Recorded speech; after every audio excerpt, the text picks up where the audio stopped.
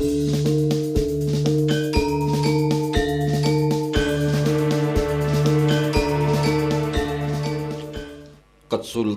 Demak, jawaban bagi pudarnya Majapahit. Sahabat sejarah, sahabat Nusantara, kali ini kita akan mengisahkan tentang latar belakang perpindahan pusat pemerintahan di Jawa dari hutan Tarik ke hutan Gelagah Gondowangi, atau dari Istana Majapahit ke Istana Prawoto. Mengapa Raden Patah, keturunan Brawijaya, harus mendirikan kerajaan yang baru di hutan Gelagah? Pasca pemerintahan Rani Suhita, cucu Hayam Wuruk, kedudukan raja di Majapahit diperebutkan oleh para kerabat dekat raja-raja keturunan Raden Wijaya. Suhita adalah Raja Majapahit terakhir yang masih keturunan langsung dari pendiri kerajaan. Dalam kondisi yang demikian, ada beberapa kerabat dekat istana yang merasa lebih berhak menjadi raja menggantikan raja sebelumnya. Konflik internal kerajaan muncul seiring dengan kosongnya keturunan Wijaya yang sah menjadi raja. Akibatnya, urusan pemerintahan terbengkelai. Lebih jauh lagi, di beberapa daerah bawahan muncul keinginan untuk melepaskan diri dari pengaruh Majapahit. Ini yang paling mengancam kedaulatan Mojopahit. Kebutuhan yang paling mendasar adalah mengembalikan kepercayaan rakyat. Ini bisa terwujud ketika istana memiliki wibawa dan kekuatan. Selanjutnya, rakyat membutuhkan tatanan sosial untuk mengatur kehidupan. Iya, Majapahit membutuhkan figur pemimpin yang mumpuni. Disinilah anak-anak Raja Brawijaya terlihat persaingan antara keinginan berkuasa dan kemampuan untuk mengatasi keadaan. Di luar istana Majapahit, tepatnya di Ampel Gading, sudah lama terjadi proses pendidikan dan pemberdayaan masyarakat. Melalui pesantrennya, Sunan Ampel melakukan pengkaderan terhadap calon pemimpin masa depan. Para santrinya berasal dari berbagai kalangan: pangeran, kerabat istana, kerabatnya sendiri, pendatang dari seberang, hingga masyarakat biasa. Sampai akhirnya, para kader Sunan Ampel bersepakat untuk membaiat Raden Fatah sebagai pemimpin Islam dan imam bagi kaum muslim. Keputusan ini diambil setelah menyiapkan kelahiran masyarakat, umat Islam. Kerja-kerja yang dilakukan Sunan Ampel dan murid-muridnya ini untuk menyambut kelahiran tatanan baru yang segera akan menggantikan sistem lama. Siklus ini menjadi perputaran waktu yang normal dan pasti terjadi. Persoalannya tinggal sejauh mana kesiapan pihak-pihak yang terlibat. Dari paragraf-paragraf di atas menjadi jelas, kelahiran masyarakat baru di lingkungan kaum santri adalah jawaban bagi kebutuhan masyarakat. Sistem lama yang selama ini menjadi tiang penyangga pemerintahan Majapahit sudah tidak mampu memberikan keamanan dan keadilan bagi rakyat. Kaum santri yang dipimpin Sayyid Rahmat merupakan komunitas yang sudah sejak lama menyadari perputaran waktu, dan karena itu mereka segera menyiapkan sistem baru. Selanjutnya, orang-orang di pesantren Ampel Denta dan pesantren Fatah di hutan Gelagah menyiapkan figur yang dinilai mumpuni dan bisa diterima orang banyak sebagai raja baru. Mengisi kekosongan posisi raja yang diperebutkan beberapa pihak, Orang itu adalah Raden Fatah. Setelah melewati musyawarah, Sunan Giri sebagai pimpinan sidang mengumumkan dan membaiat Raden Fatah sebagai pemimpin Islam dan imam bagi umat Islam. Hal yang menjadi pertimbangan para wali ketika hendak mengangkat seorang pemimpin. Fatah dipandang memiliki kelebihan yang tidak dimiliki kerabat kerajaan Majapahit lainnya. Pertama, Fatah mendapat dukungan dari para tokoh sepuh Wali Songo yang mampu membaca perubahan zaman. Kedua, Fatah memiliki konsep tatanan sosial yang bisa menjawab kebutuhan selama ini, yaitu perpaduan nilai-nilai yang bersumber dari pengetahuan khas Nusantara dan ajaran Islam.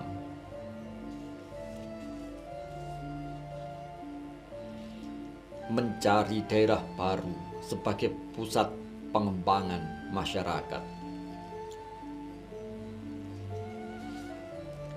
Setelah membangun karakter masyarakat dengan nilai ajaran yang baru, langkah berikutnya adalah mencari wilayah yang bisa digunakan untuk menyemai benih yang sudah disiapkan selama ini.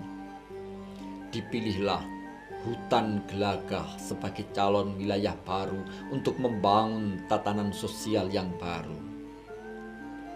Dari pemberitaan Babat dan Serat, kita bisa mengetahui bahwa pemilihan hutan Gelagah sebagai daerah kaum santri atas restu dan petunjuk dari Sunan Ampel.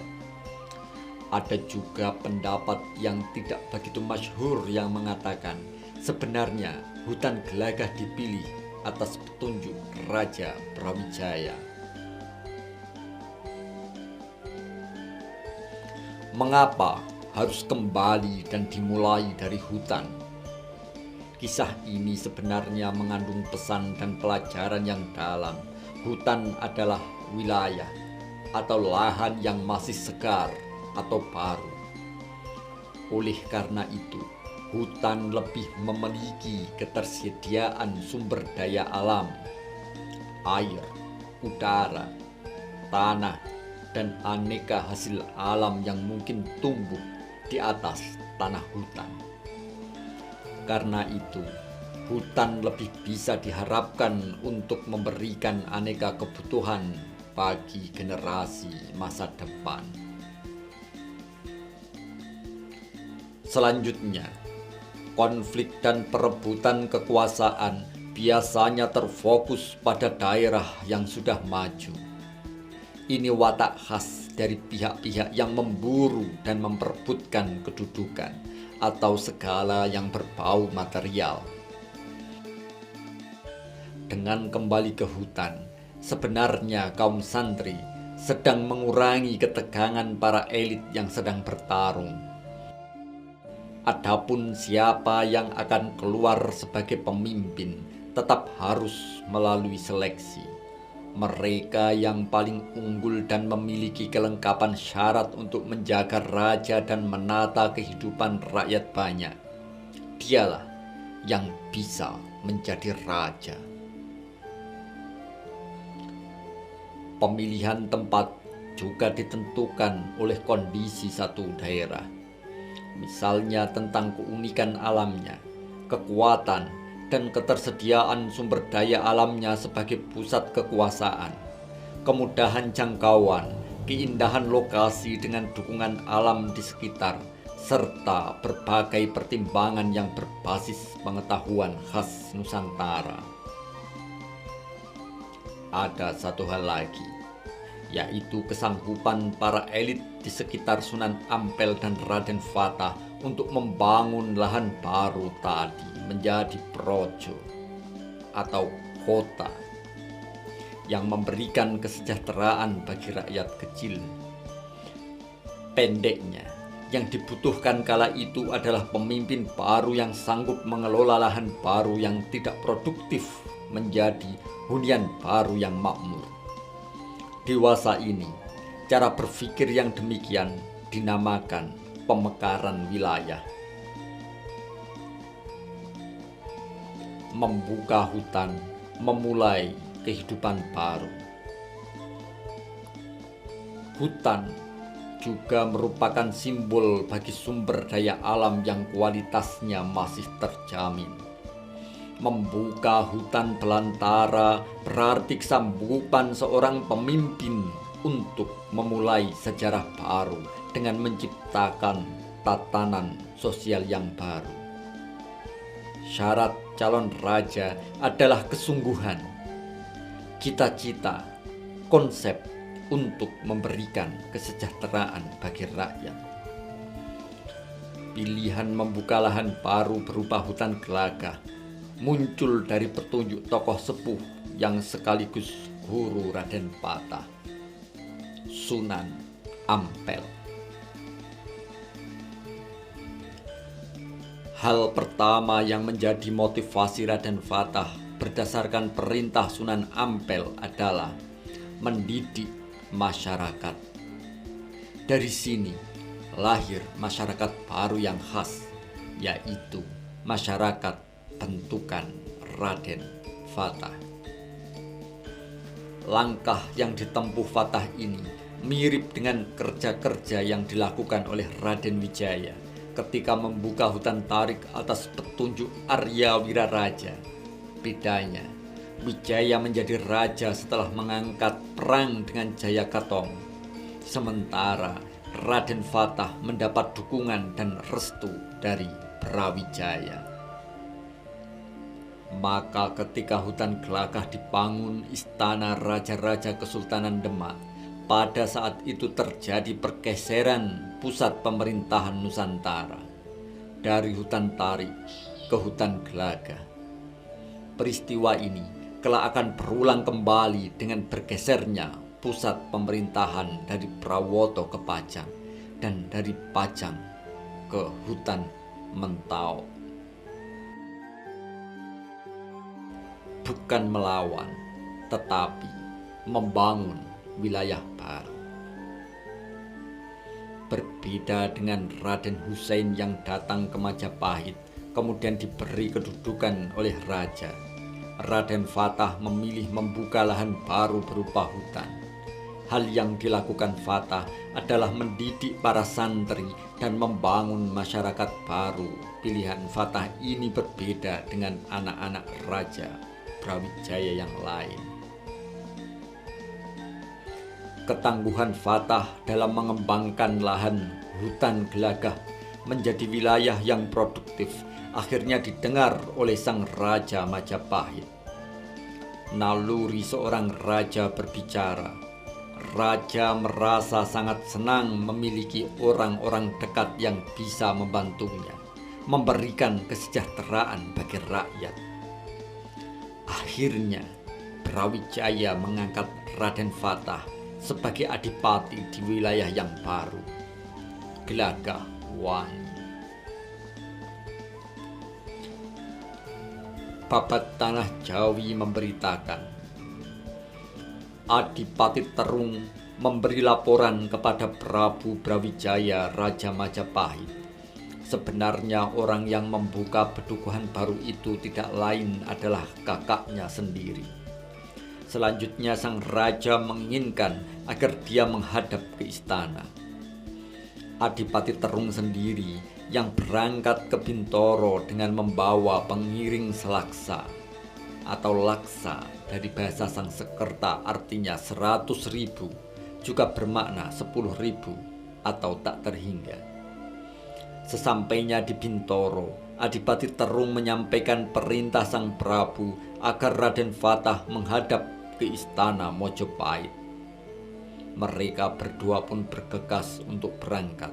Begitu sampai di istana, sang Prabu menatap wajah Raden Fatah yang ada di depannya dan mendapati muka yang mirip dengan dirinya. Raja pun merasa sangat suka dan tumbuh perasaan sayang. Sang Prabu pun mengakuinya sebagai anak dan dinobatkan sebagai Adipati Bintoro. Kepada Raden Fatah diberikan selaksa pengikut. Sang Prabu membesarkan hati Raden Fatah bahwa kelak Pedukuhan Bintoro akan tumbuh menjadi negeri bernama Demak. Di tempat itu akan menjadi awal bagi pertumbuhan agama Islam. Setelah Raden Fatah menerima nasihat dari sang ayah, dirinya diizinkan kembali ke Bintoro untuk disertai selaksa pengikut. Sang raja juga memberi seekor gajah, kapal, gerbong, dan pedati. Dan benar sabda sang raja, berangsur-angsur Pedukuhan Bintoro tumbuh menjadi praja yang ramai. Dengan demikian,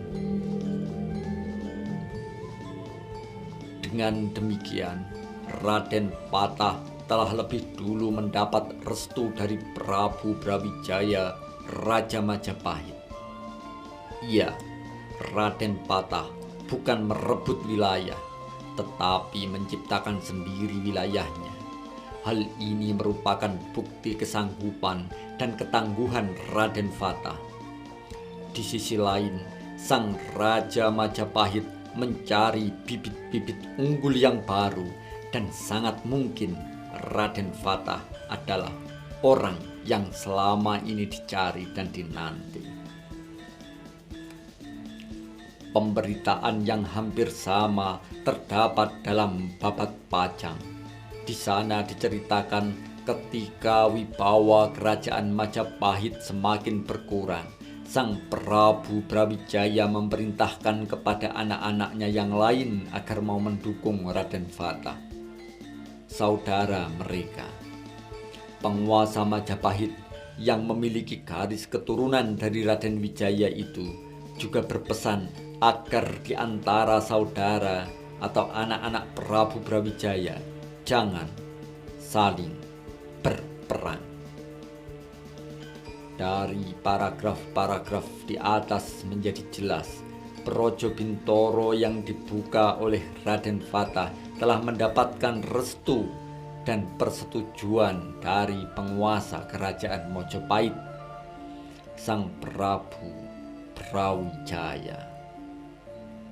Selanjutnya, bisa dengan mudah diduga perpindahan pusat pemerintahan dari Majapahit ke Demak, Bintoro berlangsung secara damai. Pasalnya, Raden Fatah adalah penerus dinasti Wijaya. Kelak, murid sekaligus menantu Sunan Ampel ini menjadi Raja Jawa dengan segenap pembaharuan dan penyesuaian. Penjelasan ini sekaligus menepis anggapan sebagian pihak yang meyakini Raden Fatah merebut takhta kerajaan dari orang tuanya sendiri dan dengan secara yang tidak terhormat.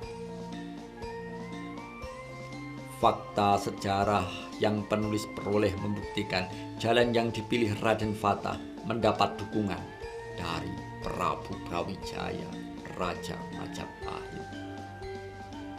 Terlebih lagi kalau kita mencermati ajaran dan keyakinan di lingkungan kaum santri, sebagaimana ajaran Sunan Ampel kepada murid-muridnya, menjatuhkan pemimpin yang sah, yang memberi perlindungan dan keleluasaan dalam menjalankan ajaran keagamaan, hukumnya terlarang. Sahabat-sahabat sekalian, sahabat sejarah, sahabat Nusantara, itu tadi sekilas bacaan buku Kesultanan Demak Bintoro, Poros Maritim Nusantara abad 15 sampai 16, karya Ali Romtoni. Assalamualaikum warahmatullahi wabarakatuh.